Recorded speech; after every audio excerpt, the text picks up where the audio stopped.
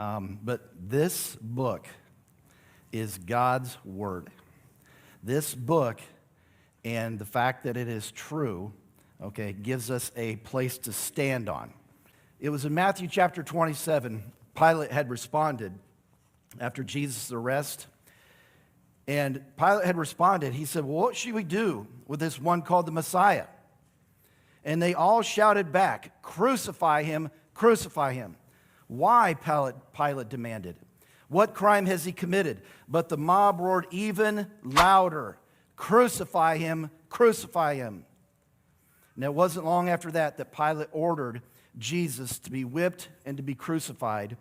And as Jesus hung on the cross, there was a sign fastened above his head announcing the charge against him. It read, "This is Jesus, King of the Jews." Now, two revolutionaries were crucified with him, one on his right and one on his left. The people passing by shouted abuse, shaking their heads in mockery. Look at you now. But he can't save himself. So he is the King of Israel, is he? Let him come down from that cross right now, and we will believe in him. He trusted God, so let God rescue him now if he wants him.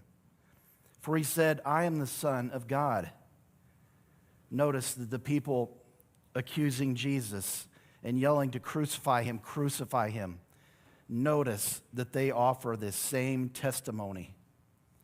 Jesus claimed to be the Son of God. Again, contrary to what many people say, oh, Jesus never claimed to be the Son of God. Not true. He most certainly did, and even his opponents, his adversaries, admit that he said that. Even the revolutionaries who were crucified with him ridiculed him in the same way, of course, until later, as Carter had mentioned. But at noon, darkness fell across the whole land until 3 o'clock. And about 3 o'clock, Jesus cried out in a loud voice, Eli, Eli, lama sabachthani. And I had to listen to that 5 times to get that close, okay? You try it. And this means in the Greek, my God, there is not plenty of time.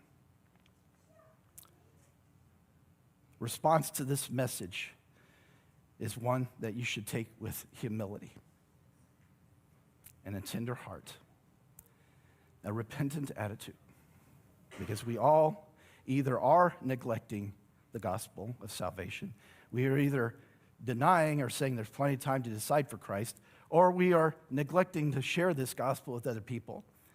Everyone in this room fits into one of these camps at times, if not right now. But just pray and ask the Lord, am I neglecting your salvation?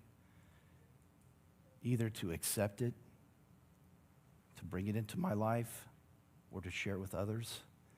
So we're going to have a few moments of silent prayer, and I want to direct you, encourage you, bow your heads and silently pray to the Lord and ask him.